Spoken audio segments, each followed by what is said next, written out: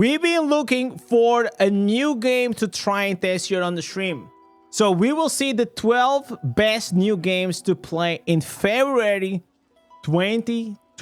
Hello everyone, welcome back. Force here, and it is time once again to take a look at what new upcoming games can you look forward to in the coming month. This one for February 2026. Please bring me something Jump good. right in. All right, kicking things off, Neo 3. This is a Dark Samurai action RPG, the latest in a franchise I've heard lots of great things about. The original game launched back in 2017, the sequel in 2021. I never got into these games. And now the third installment is just about to release. Now, I never got around to playing either prior games, unfortunately. I had always meant to, but such is the way of things in the world of video games. I'm spoiled for choice and just have like way more games that I like to play than I actually have time to get around playing. It's how it goes. But anyways, maybe Neo 3 is finally the one that I get around to checking out. Some of the listed features include, you got this Dark Samurai world full of challenges. The game features an open field, which you're free to explore to your heart's content. But it looks kind of cool. Formidable yokai, explore menacing villages where darkness lurks, and struggle against the ominous presence. Bro, the games are looking so crazy nowadays. It's got a dual combat system. You will be able to seamlessly swap between two combat modes, facing enemies head on with samurai. Chat, tell me something. Would you guys enjoy to watch like a Elder Ring or something like that? Like this game is like a Souls-like game. Me doing a run, I think will be like so. I never played any of those games. Never. Probably will take me like so long to do it. Probably it's gonna be a bit of ninja style, or using quick movements and special techniques with ninja style. And you'll battle across multiple time periods, starting from the Edo Castle. The story takes players through various worlds across different points in time, meeting a diverse cast of characters, facing formidable enemies, and uncovering the truth. Isn't that always how it goes? Every era is represented with these unique, fantastical, open field environments. From what I've heard, the game is kind of like a mix of Sekiro and Bloodborne, where parrying plays a big role, but isn't. Yeah, it just feels like it is another like Souls-like, but with a ninja skill. My age-old reaction time, my old age reaction times. The game looks and sounds pretty neat. Neo 3 launches on February 5th, coming to PC and PlayStation. There is also a demo available at the moment, at least on PC via Steam, so give that a look if you're interested. And before we continue with the rest of this month's list, let us get a quick word from the sponsor of today's video. Today's video is sponsored by Arc Knight's Endfield. Wow. This is a 3D real-time strategy RPG. You take on the role of End Administrator. I heard that this game was kind of cool. I was planning to try, but then like something happened. I don't know why I didn't try. But the thing is like do you see like these featured people? Are you gonna love it or are you gonna hate it?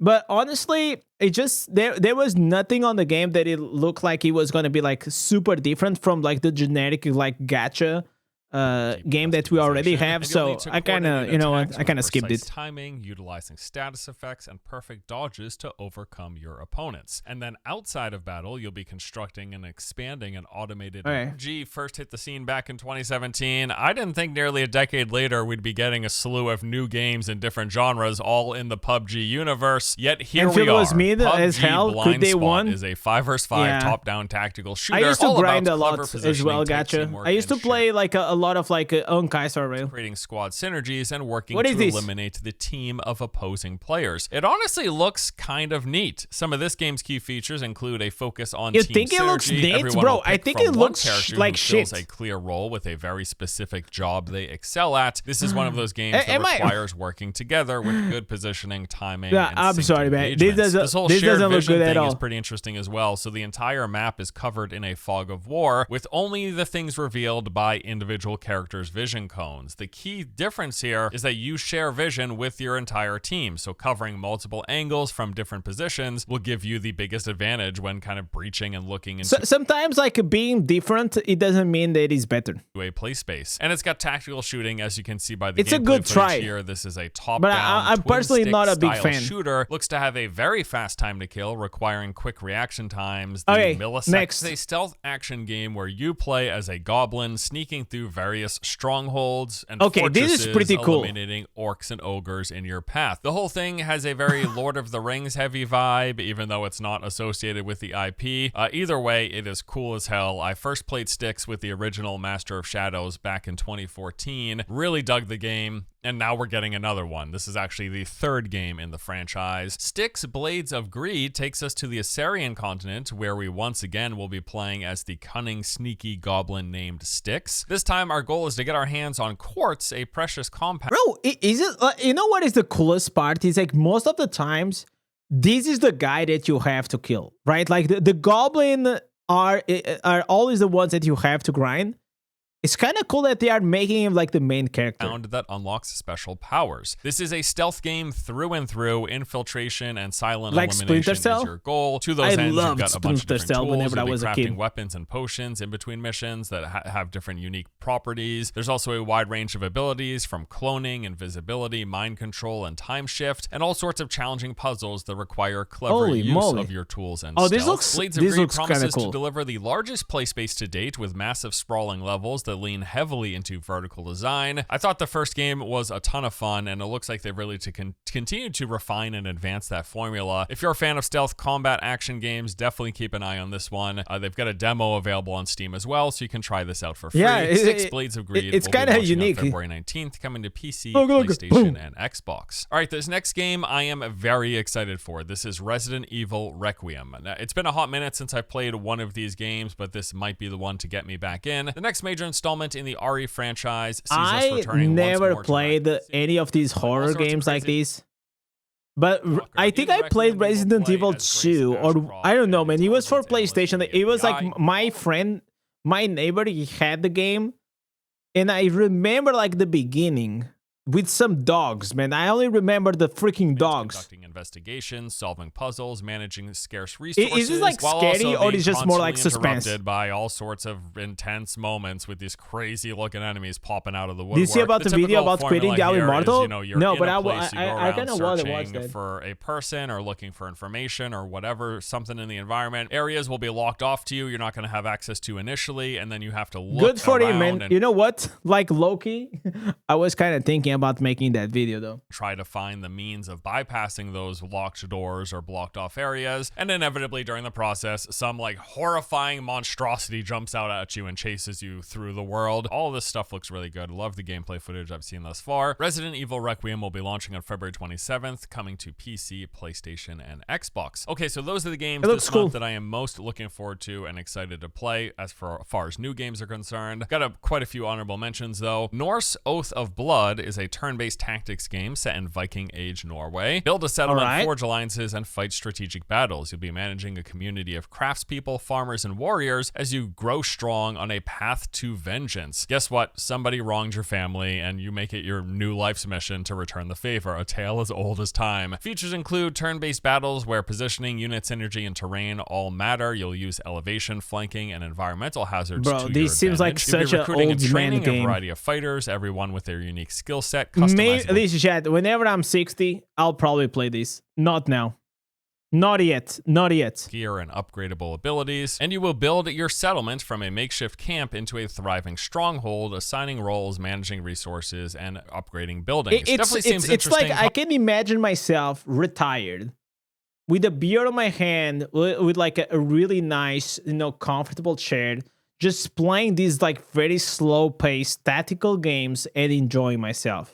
Combat looks pretty fun for turn-based action as well. Norse Oath of Blood launches on February 3rd. Will be coming to PC, PlayStation, and Xbox. Yap Yap is a magic-themed co-op horror game where you and up to 5 friends play as minions summoned by a wizard with the goal of breaking their rivals' towers and causing mayhem. So you guys are going to run around vandalizing, making a mess, and smashing stuff. You can even use voice chat to cast spells. That's kind of hilarious. All with the goal of causing as much damage and trying to escape the tower. Wait, did you play this with your friends? This kind of looks like one of those friend slop games, and I don't mean that in a derogatory way. If it is with friends, it's kind of silly, and it looks like it'll be a good time if you have a group of friends who just enjoy goofing around together. At least that seems to clearly be the target audience. Definitely could be a fun time for sure. Yap Yap launches on February 3rd, coming to PC. Crystal Theater of Idols is a survival horror adventure set in a twisted version of Spain. You play as a soldier captured by religious dogmatism who must use your own blood as ammunition without draining to the point of death. Looking at some gameplay footage, I really like the visual style and setting here. Feels pretty unique. I also like that whole gameplay premise. Chad, it feels to me that this month is going to be a creators of Little Nightmares 1 and 2 are looking at this thing. Reanimal is its name. It is a horror adventure game, and they promise it will deliver. It doesn't seem like February is going to be a good month for games. You play as a brother and sister going through hell to rescue their missing friends and escape the island they used to call home. So you'll move through the environment. You've got these larger-than-life menacing foes at every turn who you must hide from, outwit, or run away from. This kind of cool. The visual presentation in this game, simply phenomenal. I mean, look at how good this looks. Really impressive work. Shit. Bound to be kind of a more bite-sized experience if I had to guess. Bro, but what the undoubtedly hell? An impactful one. This looks pretty great. Reanimal launches on February 13th. I love these very PC, creative, like different art style demo movies. Available up on Steam not too. movies, games.